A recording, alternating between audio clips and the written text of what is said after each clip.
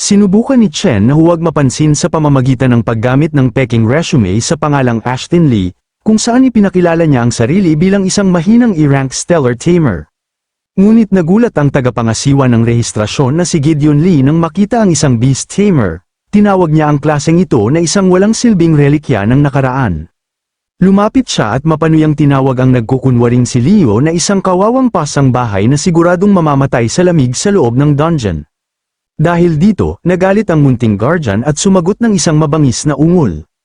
Sawang-sawa na sa kanila, pinalaya sila ni Gideon at sinabi na walang matinong partido ang magsasayang ng pwesto para sa isang napakahinang koponan. Hindi sumuko si Chen. Pinakalma niya ang galit na batang leon at nagpas siyang maghanap ng mas bukas ang isipan na grupo.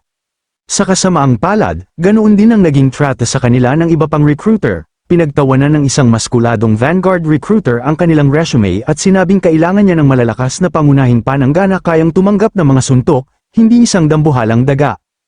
Isang recruiter naman ang agad silang pinaalis bago pa raw nila masayang ang oras niya. Maging isang mapayapang monghe ay tinanggihan sila. Ipinaliwanag nitong hindi niya kayang isama ang isang inosenteng hayop sa kanyang mga laban. Saan man sila magpunta ay tinatanggihan sila. Pinagbintangan pa silang gusto lamang makisakay sa karanasan ng iba habang tinutokso ang maliit na katawan ni Leo. Dahil sa sobrang lungkot, bumagsak si Leo sa sahig at napaiyak.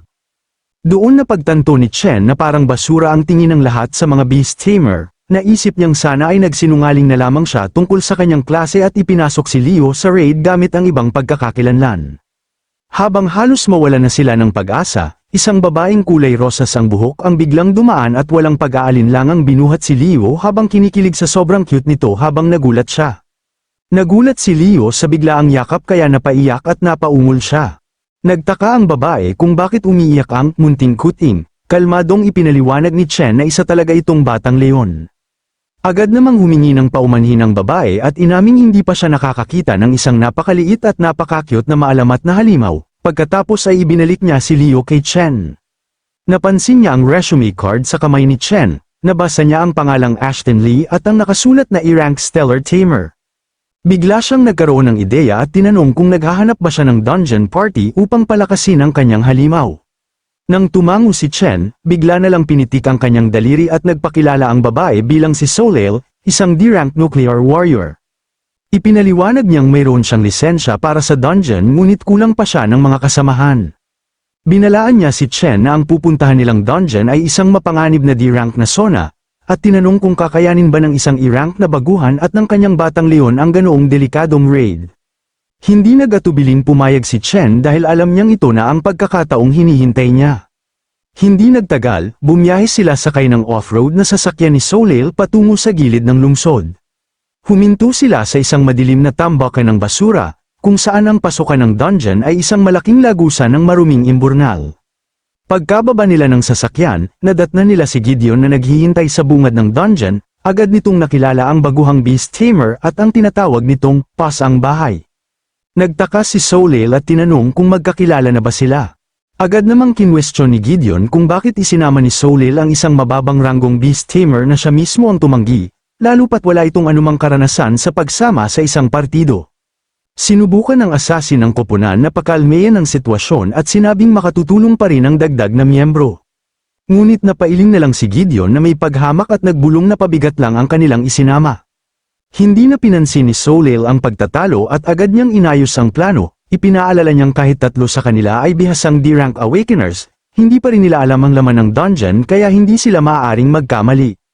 Mabilis niyang itinalaga ang bawat isa sa kanilang tungkulin, siya at si Gideon, isang D-rank flower mage, ang haharap sa unahan. Si Nolan, isang E-rank lightning assassin, ang magbabantay sa magkabilang gilid. Inatasan naman niya si Chuck, isang D-rank cloud warrior, na protektahan si Holly, isang E-rank chanter, sa likuran. Samantala, inutusan niya si Chen na manatiling ligtas at umatake lamang kapag malinaw ang pagkakataon. Binaliwala ni Gideon ang kanyang mga babala at nagyabang na magiging napakadali lamang ng misyon dahil nakalinis na siya ng mahigit 100 D-rank dungeons. Nang may handa ang lahat, ibinigay ni Solale ang hudyat at sama-samang pumasok ang grupo sa madilim na lagusan. Naglakad sila sa mamasa-masang koridor na bato, hanggang sa mapansin nila ang isang kakaibang gininto ang liwanag na nagmumula sa sahig sa unahan. Huminto sila sa gilid ng isang umiikot na portal na puno ng nagliliyab na enerhiya. Sinabihan sila ni Soleil na manatiling magkakalapit bago siya unang tumalon sa malabulkan na tarangkahan. Maayos siyang lumapag sa naglalagablab na kailaliman at agad niyang pinaliyab ang kanyang napakalaking espada upang magsilbing ilaw ng grupo habang tinatahak nila ang napakadilim na kuweba. Biglang namutla si Gideon nang makita ang mga dilaw na pod na kumikislap sa dingding ng kuweba. Agad niyang napagtantong isa itong lightning element dungeon. Binalaan ni Soleil ang lahat na manatiling alerto habang si Leo ay sumisinghot sa hangin upang maghanap ng mga nakatagong panganib. Ngunit bago pa sila makakilos, isang dilaw na kidlat ang rumagasa mula sa dilim at direktang tumama sa likod ni Gideon.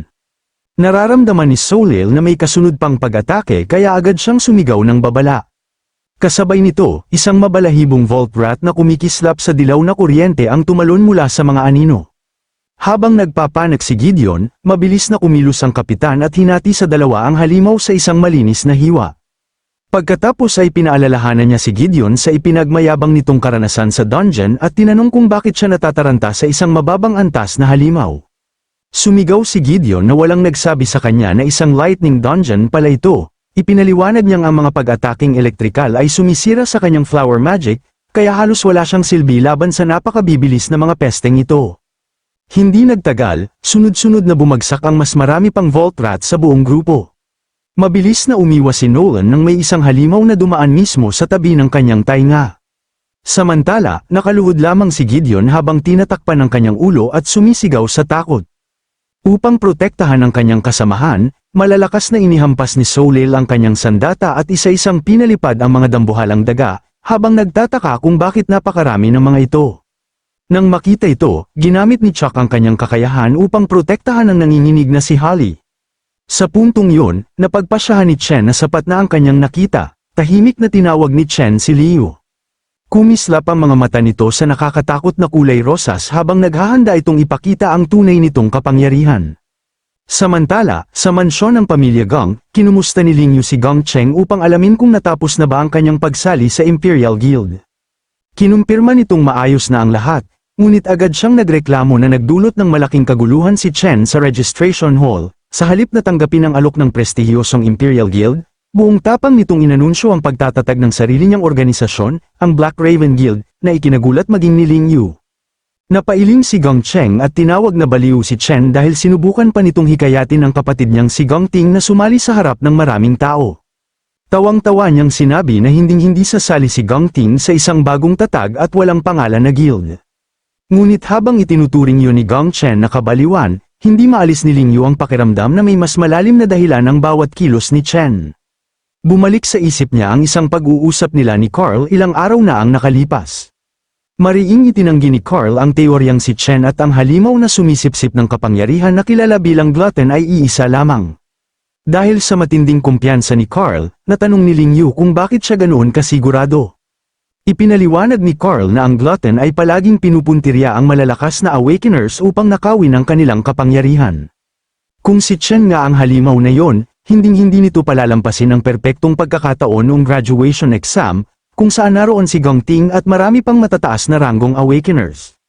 Kaagad namang kinwestiyon ni Lingyu ang lohikang yun. Ayon sa kanya, masyadong maingat si Chen para kumilos sa ilalim ng napakahigpit na pagbabantay. Alam nitong anumang insidenteng mangyari sa panahon ng pagsusulit ay agad na magtuturo ng lahat ng hinala sa kanya. Nauunawaan ni Carl ang kanyang punto, ngunit nanatili siyang matatag sa kanyang paniniwala. Iginiit niyang hindi ang rookie champion ang mamamatay taong kanilang hinahanap. Sa halip, pinayuhan niya si Lingyu na husgahan ng mga tao batay sa kanilang pagkatao at hindi sa walang tigil na pagdududa, dahil ang labis na paghihinala ay nagpapalabo lamang ng tamang paghatol. Pagbalik sa kanyang opisina, hinanap ni Lingyu ang impormasyon tungkol sa Black Raven Guild sa opisyal na database. Doon niya natuklasang nakarehistro na pala ito noon pang Mayo, ibig sabihin, isang buong buwan ng pinaplano ni Chen ang lahat ng ito, na lalo pang nagpatibay sa kanyang paniniwalang walang anumang ginagawa si Chen nang walang maingat na paghahanda. Mas lalo lamang lumalim ang kanyang mga hinala, naniniwala siyang ang isang taong kasinlalim magplano ni Chen ay hindi kailanman magsasagawa ng pagpatay sa isang pampublikong pagsusulit na mahigpit na binabantayan. Sa halip, ang pagtatatag ng sarili niyang guild ang magiging perpektong takip, sa pamamagitan nito, maaari siyang magsagawa ng mga pribadong dungeon raid, akitin ang mga walang kamalay-malay na Awakeners sa malalayong lugar, at patayin ang mga ito nang walang iniiwang ebidensya. Isang nakakakilabot na conclusion ang nabuo sa isip ni Ling Yu. Ang paraan ni Chen ay eksaktong tumutugma sa isang kilalang uri ng mamamatay tao sa mundo ng mga Awakeners na tinatawag na poacher. Ang mga poacher ay mga walang awang mangangaso na ipinangalan sa gagambang kumakain ng sarili nitong uri. Madali silang nakakahalo sa mga raid party at matiyag ang hinihintay ang tamang pagkakataon upang linlangin ang kanilang mga biktima. Kapag nahulog na ang target sa kanilang bitag, agad nilang inaalis ang kanilang maskara at pumapatay ng walang anumang pag-aatubili o awa. Pinapatay nila ang kapwa Awakeners para lamang sa kasiyahan. Sa puntong yun, kumbinsido na si Ling Yu na si Chen ang taong pinakaangkop sa paglalarawang yun. Samantala, sa loob ng dungeon, mabilis na lumala ang labanan habang sunod-sunod na dumaragsa ang mga Vault Rat habang tinatamaan sila ng pag-atake. Napayuko si Gideon sa takot habang desperadong sinusubukang alisin ang mga halimaw na kumakapit sa kanya. Hirap naman si Soleil na pigilan ang walang humpay na pag-atake ng kuryente. Samantala, mabilis na tumakbo si Chuck upang protektahan ang natatakot na si Holly. Sa gitna ng kaguluhan, kalmadong nagpasya si Chen na sapat na ang laban. Sa isang tahimik na hudyat, inutusan niya si Leo na ipakita na ang tunay nitong lakas. Agad na lumitaw ang mga kulay rosas na singsing ng enerhiya na kumandado sa lahat ng lumilipad na Vault Rat, na activate ang Strangling Star Ring. Kasunod nito, nagpakawala si Leo ng isang nakakabinging dagandong. Bigla na lang humigpit ang singsing sa katawan ng daga. Ilang sandali lang ay isa-isang sumabog ang mga nakulong na halimaw, at ang buong kuweba ay nagliwanag dahil sa sunod-sunod na pagsabog. Nang muling manumbalik ang katahimikan, hindi makapaniwala sina Soleil, Chuck, at Holly habang nakatitig sa di umano'y mahinang E-rank Beast Tamer. Samantala, natulala si Gideon sa takot habang pinapanood ang nakahod na si Chen na halos walang kahirap-hirap na nilipol ang buong kawan ng mga halimaw. Di nagtagal, nabalot ng gininto ang liwanag si Leo habang kinikilala ng sistema ang isa na namang napakabilis na pag-level up nito. Inaayos ni Chen ang kanyang salamin at kalmadong pinuri si Leo sa mahusay nitong ginawa. Hindi naglaon, mabilis na nakausad ang grupo sa loob ng dungeon hanggang sa marating nila ang pinakaloob nitong bahagi. Doon ay may dalawang madidilim na lagusan na naghihiwalay sa magkasalungat na direksyon. Inamin ni Soleil na ang napakabilis nilang pag-usad ay dahil lamang sa pambihirang crowd control ni Leo. Ayon sa kanya, kung wala ito ay malamang na nahirapan sila ng husto. Masayang sumang-ayon sina Chuck at Holly habang paulit-ulit na pinupuri at hinihimas ang masayang umaatungal na batang leon. Hindi matanggap ni Gideon na natabunan siya, kaya mapait niyang ibinulong na mas mahusay sana ang ipinakita niya kung Stellar-type dungeon ang kanilang pinasok.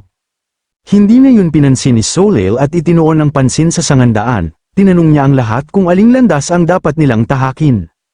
May kumpiyansang itinuro ni Nolan ang makitid na lagusan sa kanan. Ipinaliwanag niyang madalas magtago ang mga mababang ranggong overlord sa masisikip na lugar upang iliga ang mga mananakop, batay sa kanyang karanasan, sigurado siyang naroon ang boss. Nagtiwala si Soleil sa kanyang paghuhusga at pinangunahan ng grupo papasok sa makitid na lagusan, binalaan niya ang lahat na kahit D-rank dungeon boss lamang ito, ang lakas ng mga pag-atake nito ay maihahambing sa isang C-rank na halimaw. Kaya sa sandaling magpakita ito, kailangan nilang ibuhos ang lahat ng kanilang lakas bago pa ito makabawi habang pumasok na sila sa makipot na kuweba.